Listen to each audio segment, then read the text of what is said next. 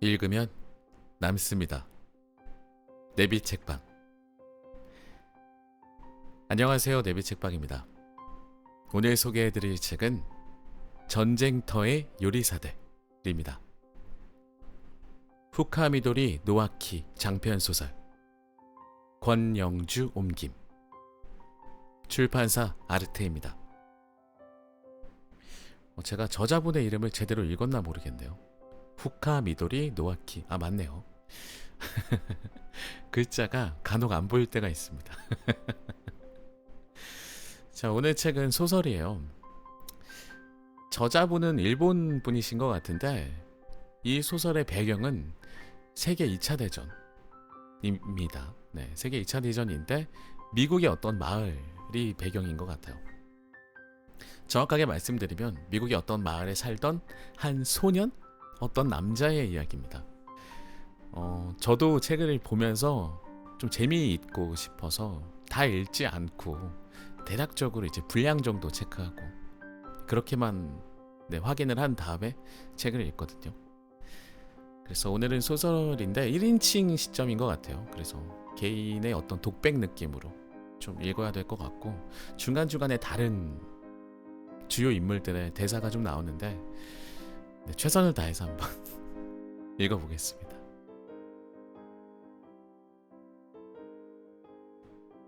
프롤로그. 인생을 사는 낙이 뭐냐고 물으면 나는 주저없이 먹는 것이라고 대답할 것이다. 어렸을 때부터 레시피 공책을 즐겨봤다. 감기에 걸려 알아누운 날, 배가 특히 고픈 날, 친구에게 놀림을 받고 운 날이면 곧잘 공책을 펴곤 했다. 부엌 찬장에서 공책을 꺼내 방으로 가져와 담요와 시트 사이로 파고든다. 기름과 고기 국물 자국이 여기저기 남아있는 낡은 공책의 책장을 넘기다 보면 어쩐지 마음이 놓이면서 위 언저리가 따뜻해져 기분 좋게 푹 잘 수 있었다. 나는 1925년 미국 남부 루이지애나주의 소도시에서 태어났다. 내가 철들었을 무렵 시작된 대공황 탓에 어느 집 애들이나 배를 골던 시절이었다. 앨범에 딱 붙어버린 흑백 가족 사진에는 체격에 비해 훨씬 작은 갑갑한 옷을 입고 반바지 밑으로 무릎이 볼록 튀어나온 모습의 내가 찍혀있다.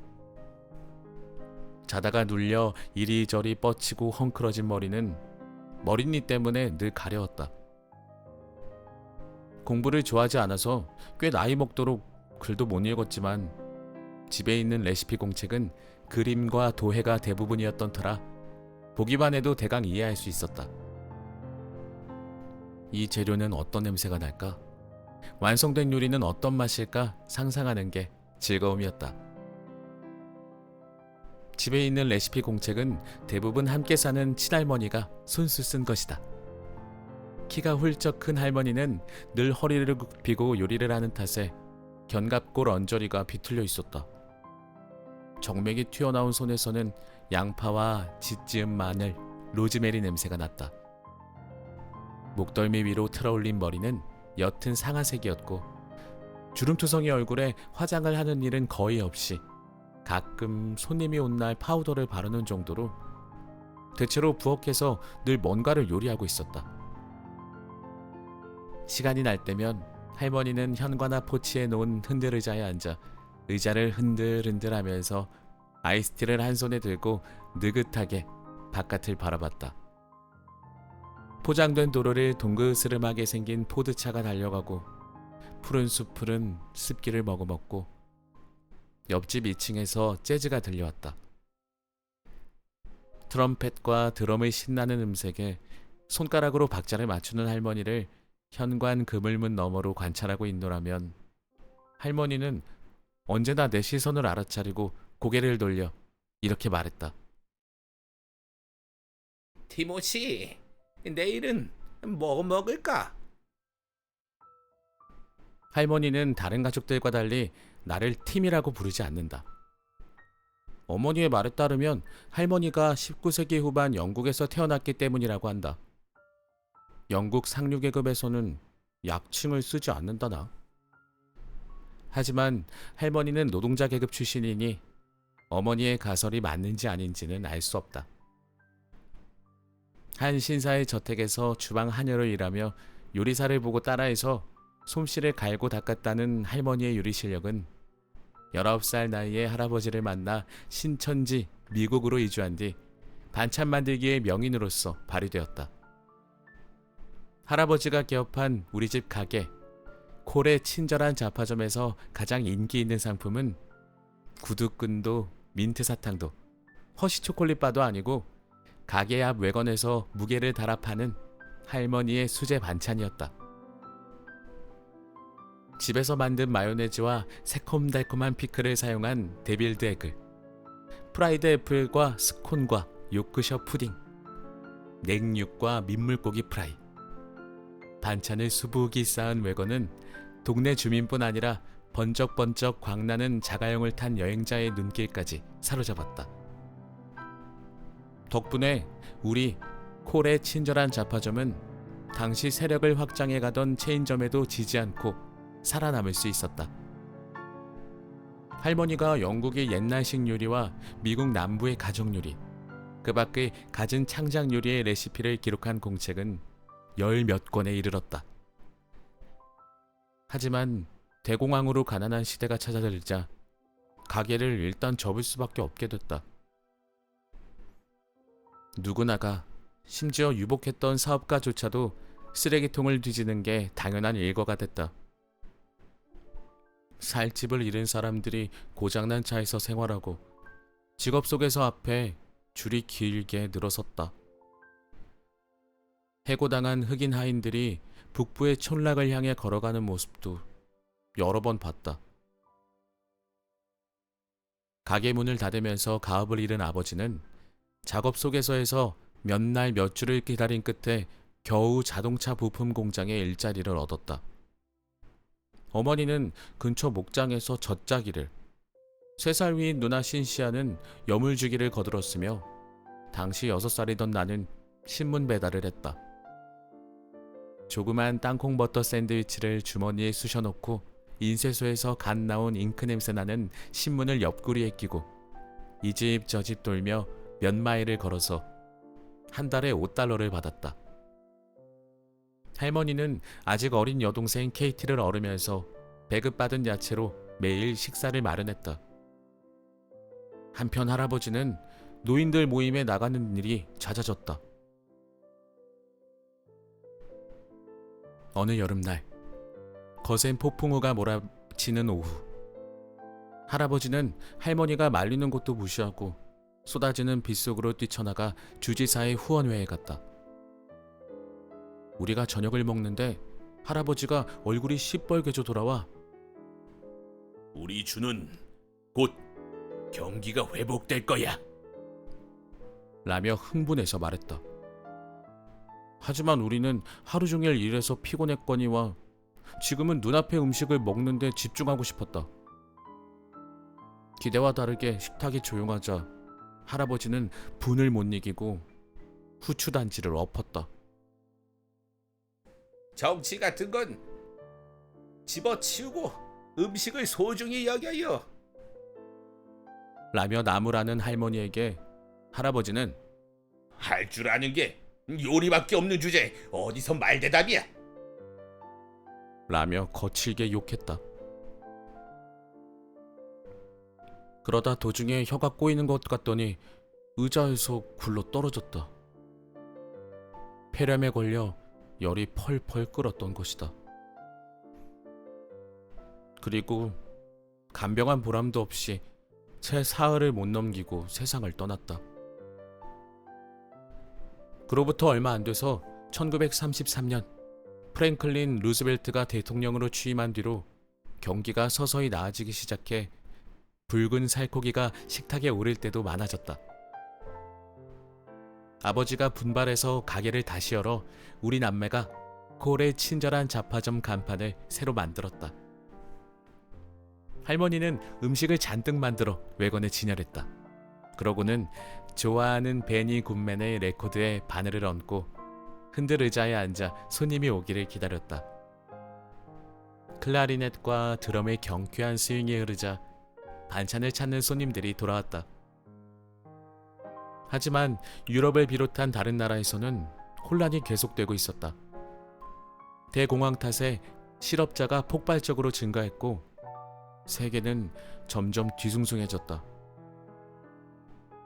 소련이 탄생한 뒤로 각지에서 급격히 증가한 공산주의자와 그에 대항하는 극우 애국주의자가 과격한 사상을 내세우며 충돌을 일으켜 서로에게 욕설을 퍼붓는 일도 종종 있었다. 1918년에 끝난 세계대전의 결과 국경선이 새로 그어지고 소규모 국가가 독립하면서 또 4명 중 1명이 일자리가 없는 현재 상황은 이민자가 너무 많은 탓이라는 이유로 여기저기서 민족 문제도 발생했다. 특히 패전국인 독일은 영토 일부를 잃고 거액의 배상금을 짊어진 상황에서 농경지의 격감과 높은 실업률까지 겹쳐 고통받고 있었다. 독일 국민의 불만 속에 이윽고 국가사회주의 독일 노동당이라는 혀를 깨물 것처럼 이름이 긴 극우 정당이 등장했다. 세상 사람들은 이내 그 당을 나치스라고 부르게 됐다. 칫솔 수염을 기른 자그마한 체구의 남자 아돌프 히틀러가 쏟아내는 독일어가 라디오에서 들려오기 시작했을 때 심상치 않은 느낌을 받은 사람도 적잖이 있었지만 우리 부모님을 포함해서 대다수의 사람들은 그렇게까지 심각하게 생각하지 않았다. 그놈은 영토를 되찾고 싶은 모양이지. 조약을 무시하고 군비를 갖추고 있다던데. 저런 건 그냥 선전이야. 보나마나 공갈치는 거라고. 영국이랑 프랑스가 어떻게 하겠지. 파시즘을 제창한 이탈리아의 무솔리니는 아프리카의 에티오피아를 침공했고 스페인에서는 내전이 발생했으며 오스트리아는 독일에 합병됐다. 극동에서는 중일 전쟁을 계속하는 일본이 아시아 진주의 정당성을 주장하고 있었다. 그래도 보통 사람들은 전쟁을 피할 수 있다고 생각했다. 조약이 있거니와 이전 전쟁으로 험한 고를 당한 게 겨우 20년 전이다. 아무리 그래도 똑같은 일을 되풀이하지는 않을 것이다. 라디오에서 해주는 허구의 드라마를 듣고 화성인의 침공을 진심으로 믿을 만큼 사서 걱정하는 사람이면 모를까. 전면전쟁에 대한 불안이 고개를 들어도 다들 무시하는 분위기였다. 미국에도 개중에는 히틀러는 독일 경제를 회복시키고 있는데 좋은 정치가잖아. 라며 나치스에 찬동하는 사람. 유대인을 세상에서 내쫓을 거잖아. 난 히틀러를 지지해. 우리 회사는 유대인 놈 때문에 망했다고.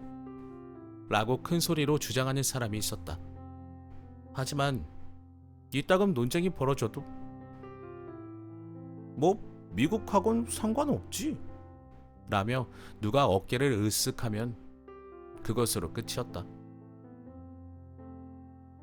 국가 원수 간의 긴장 어린 회담과 외교적 협상이 곳곳에서 벌어져 유럽이 또다시 전란에 휩쓸릴 위험은 피했다고 알려졌다. 그러나 1939년 9월 1일 검은 하켄크로이츠 갈고리 십자를 내세운 나치스 독일군이 폴란드를 침공했다.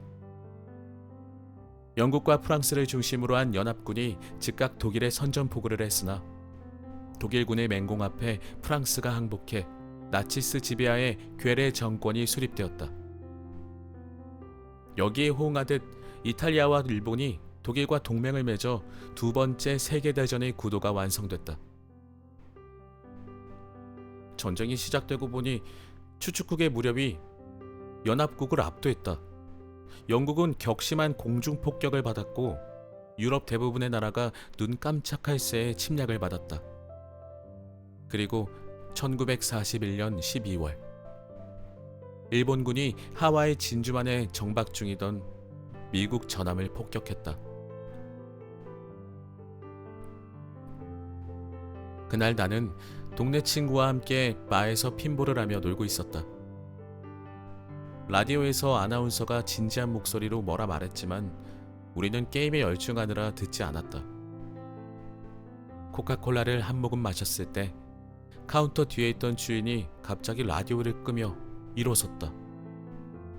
실내가 쥐죽은 듯 고요해졌다.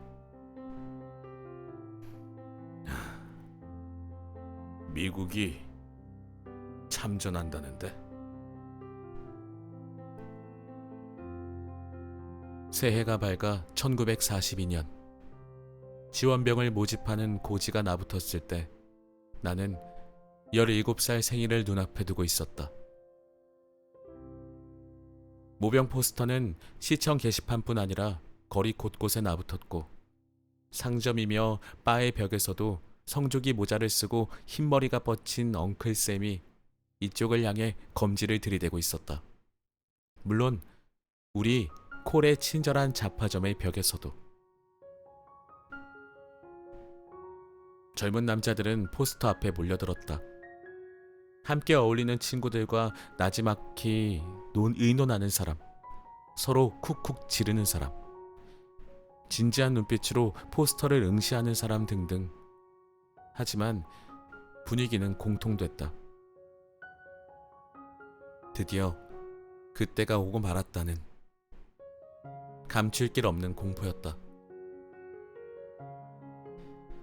미국은 유럽과 달리 본국이 공격을 받은 게 아니었거니와 다른 나라 사정에 휘둘리면 안 된다고 주장하는 의견도 뿌리 깊었다.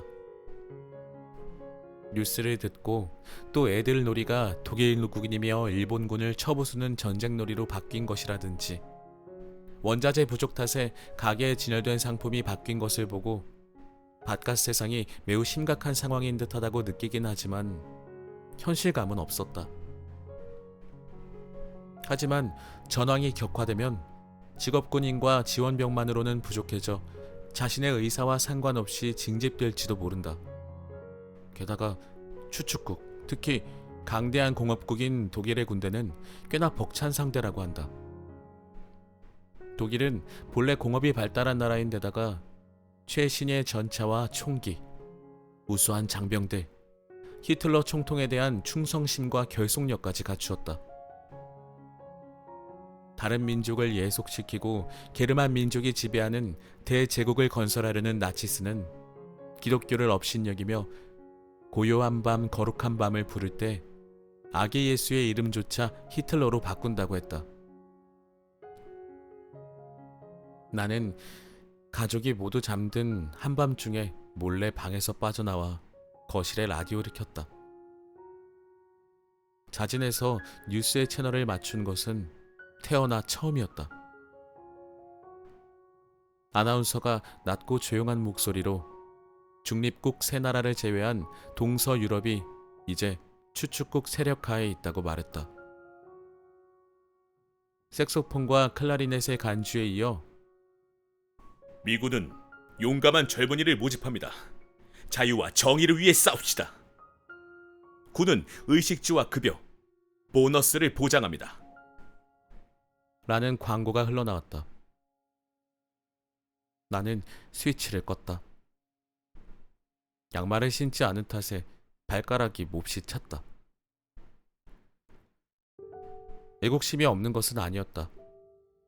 이탈리아와 북아프리카, 동아시아에서는 이미 수많은 미군 장병이 싸우고 있는 상황에서 협조해주고 싶다는 생각은 있었다. 입대를 결심한 사람들 중에는 자신이 독재자의 야망을 깨부수어 세계를 구하겠다고 큰 소리를 치거나 정의감이며 명예욕에 사로잡힌 녀석도 있었다. 보다 막된 타입은 그저 날뛰고 싶어서 병역에 지원했다. 크라우드 새끼, 잽 새끼. 라며 적국을 비난하는 소란스러운 인간과 맞닥뜨리는 일도 적지 않았다. 하지만 많은 젊은이들의 경우 마음이 동한 가장 큰 이유는 돈이었다. 회복 조짐이 보이기 시작했다지만 경기가 완전히 되살아나려면 아직 멀었거니와 굶주림에 대한 두려움은 여태 사라지지 않았다. 하지만 군에 입대하면 안정된 급여를 받을 수 있고 혹시 자신이 전사하더라도 가족에게 어느 정도 위로금이 지급될 것이다. 게다가 어차피 입대해야 한다면 징병되는 것보다는 자진해서 손을 든 지원병 쪽이 보너스가 $50 더 많으니 이득이다. 그런 상황에서 자동차 정비공의 아들이나 수재로 유명했던 약골이 지원했다는 말이 들리기라도 하면 대열에서 낙오되기 전에 어서 가야 한다는 분위기가 남자들 사이에 감돌았다. 술집이나 길 모퉁이 주유소에서 안면 있는 사람과 마주쳐 두어 마디 주고받다 보면 결국은 늘 입대 이야기가 화제에 올랐다. 가령 이런 식으로. 넌 안 가냐? 야, 얼른 안 가면 녀석들 볼기짝을 걷어 차주기 전에 전쟁이 끝나버릴 거다. 용감한 행동을 존경하냐고? 글쎄다. 뭐하러 제 발로 죽으러 가는지. 뭐? 그 녀석이 지원했어? 허, 그래? 이거 참. 어쨌든 애인이나 가족의 배웅을 받으며 또는 누구에게도 배웅을 받지 못한 채 홀로 작은 배낭을 지고 기지행 버스에 올라타는 젊은이는 날이 갈수록 늘어났다. 라디오를 틀면 어떤 프로그램을 들어도 전황이 언급됐고 이건 너의 전쟁. 이건 나의 전쟁. 모두의 전쟁. 승리를 잡으라. 라고 노래하는 경쾌한 곡이 흘러나왔다. 내가 입대를 결심한 것은 같은 해 1942년 늦가을이었다. 여기 사인해줘. 부모에게 동의서를 보이자 아니나 다를까 가족들 모두가 반대했다. 아버지는 기껏 가게를 물려주려고 일을 가르쳤는데 하며 내켜하지 않는 한편 어머니는 연신 목숨 걱정을 했다. 누나 신시아는 폼 잡고 싶은 거냐고 비웃고 3살 아래인 동생 케이티는 바보라고 딱 한마디 소리치더니 따은 머리채를 달랑이며 2층 침실로 뛰어 올라가 버렸다. 전쟁은 비참하다고? 그런 건 상상력이 조금만 있어도 알 수 있어. 총알이 날아다니는 속을 달려가고 여기저기 다치고 전우가 눈앞에서 죽고 그러겠지. 하지만 그거 좀 멋있지 않아? 어느새 동네 친구들과 그런 말을 주고받고 있던 나는 기를 쓰고 이건 남 일이 아니야. 우리 전쟁이야. 라고 어디서 주워들은 대사를 빌려 주장했다. 아무리 이야기해도 결론이 나지 않다. 결국 할머니의 결정을 따르게 됐다. 할아버지가 폐렴으로 세상을 떠난 이래로 가족 회의의 의장은 할머니였다. 할머니는 나를 부엌으로 불러 아무 말도 하지 않고 홍차를 끓였다. 그리고 나와 똑같은 옅은 갈색 눈동자로 나를 물끄러미 쳐다보았다. 주눅들면 안 된다. 선수를 치자. 할머니, 나 갈 거예요. 괜찮아요. 꼭 돌아오겠다고 약속할게. 나도 이제 어린애가 아니라고요. 키도 벌써 오래전에 아버지보다 커졌는걸요? 실제로 나는 좋은 체격을 타고났다. 몸집과 근육은 아직 그저 그랬지만 키는 또래에 비해 컸다. 단련하면 꽤 좋은 군인이 될 것이다. 내 결심은 확고했다. 가족 곁을 떠나서 사내 녀석들과 한솥밥을 먹으며 둘도 없는 친구를 사귀고 고된 훈련을 참고 견뎌낸 끝에 전쟁터에 나가 적을 쳐부숴 영웅으로 떠받들어지는 내 모습을 상상했다. 모험이다. 진짜 모험을 할 수 있는 것이다. 그에 비하면 조화에 맞지 않는 레시피 공책도 정다운 음식 냄새가 남아있는 친숙한 부엌도 어차피 소꿉장난에 불과했다. 조금도 아쉽지 않았다. 할머니는 얼마 동안 내 눈을 응시하더니 손짓으로 이리 오렴 하고 불렀다. 부르는 대로 다가가자 할머니는 나를 끌어안았다. 순한 허브 냄새가 났다. 그래, 가렴. 그렇지만 죽으면 안 돼. 사명을 다하면 꼭 돌아와야 한다. 그것으로 내 입대는 결정났다. 할머니의 레시피 공책 한 권을 부적 대신 챙겨 열차에 탔다.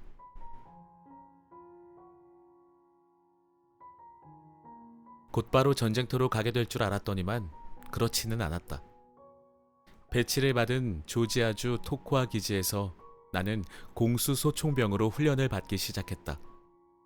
잡지 라이프에서 본 낙하산 부대에 들어왔다고 흥분한 것은 처음뿐이었다.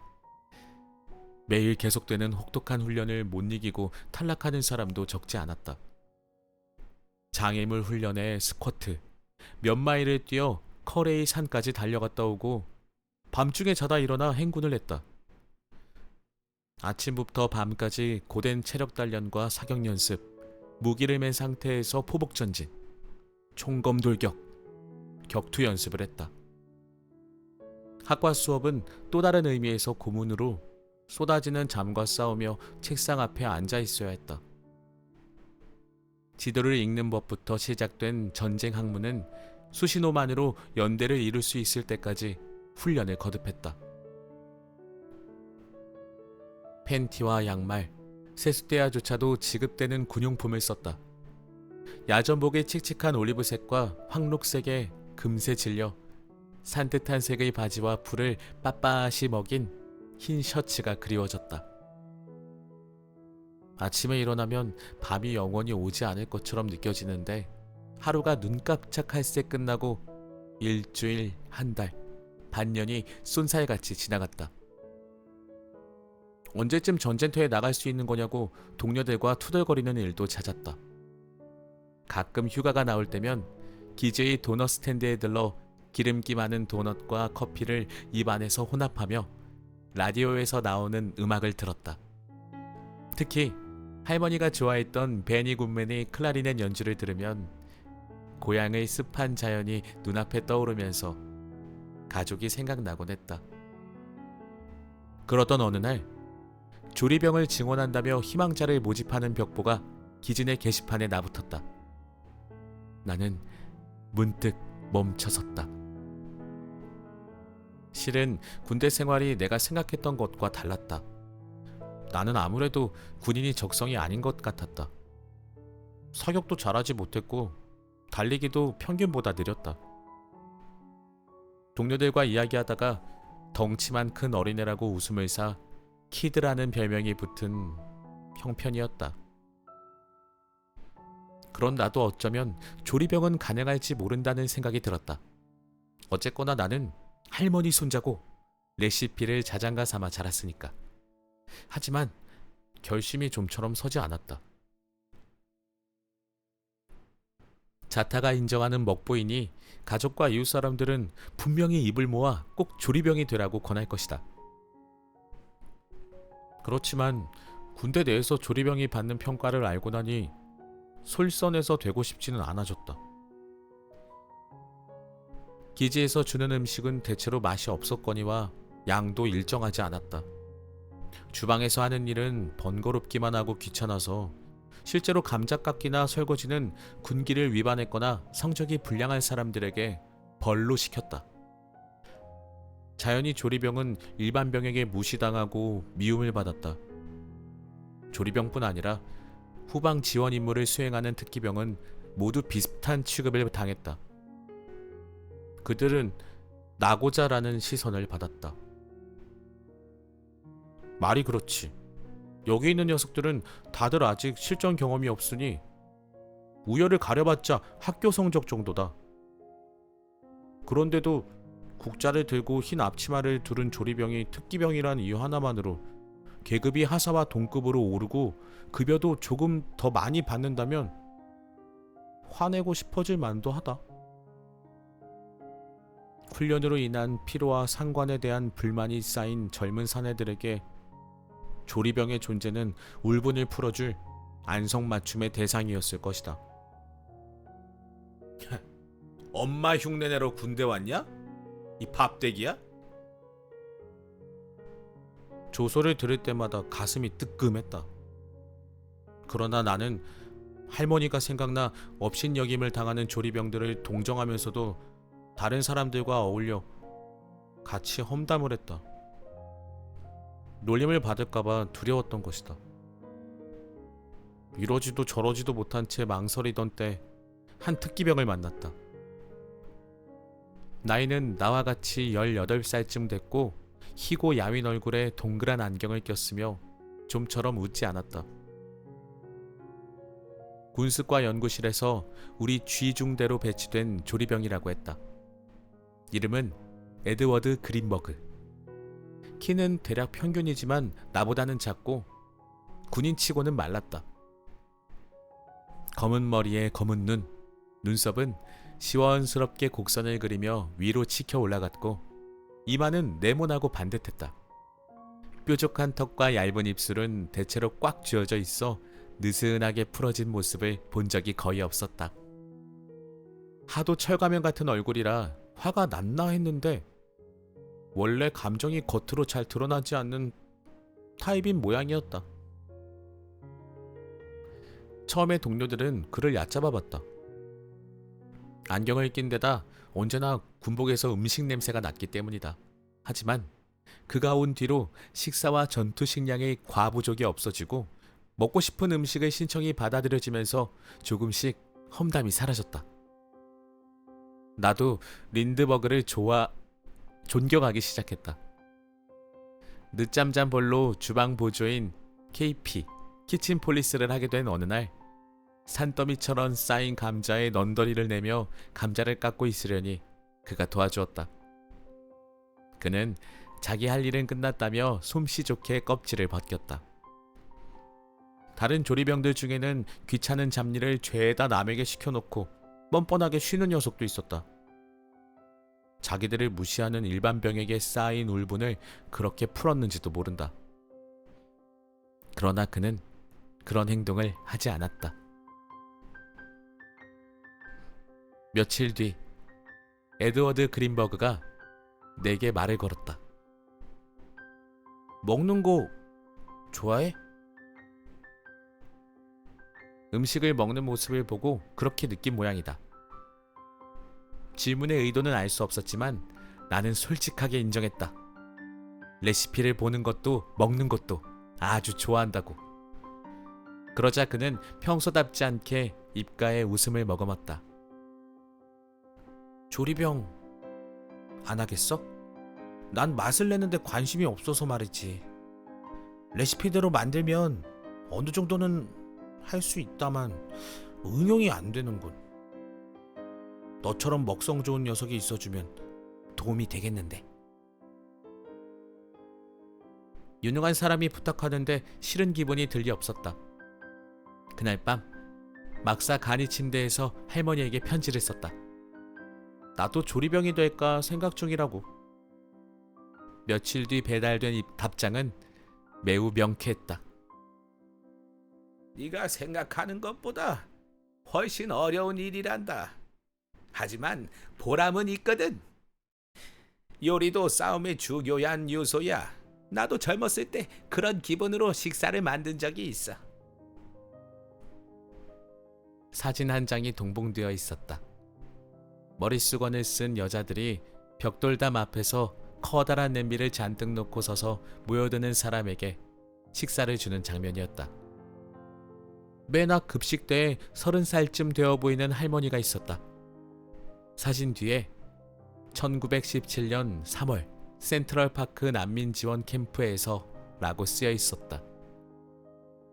지난번 세계대전 때다. 문득 할아버지가 세상을 떠나기 직전 요리사인 당신이 뭘 안다고 라고 내뱉었던 말이 떠오르면서 조리병을 얕보는 동료들이 생각났다.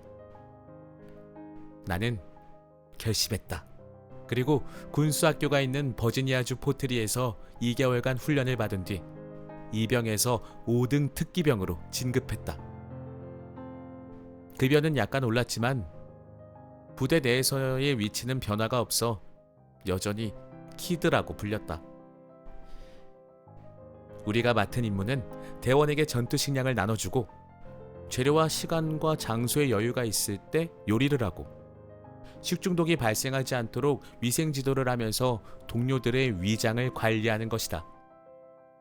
조리병이기는 해도 나는 중대관리부 소속이라 전투가 벌어지면 총을 들고 일반 병사들과 함께 전선에서 싸운다.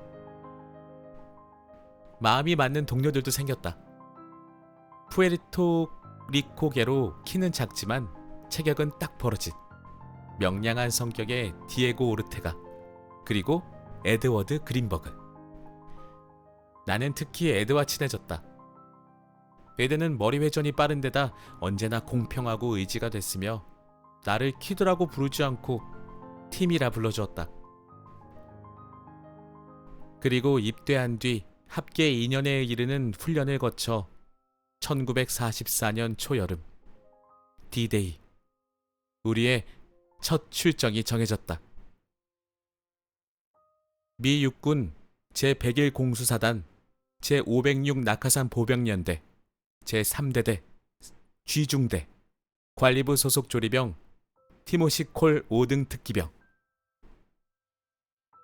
그게 나였다.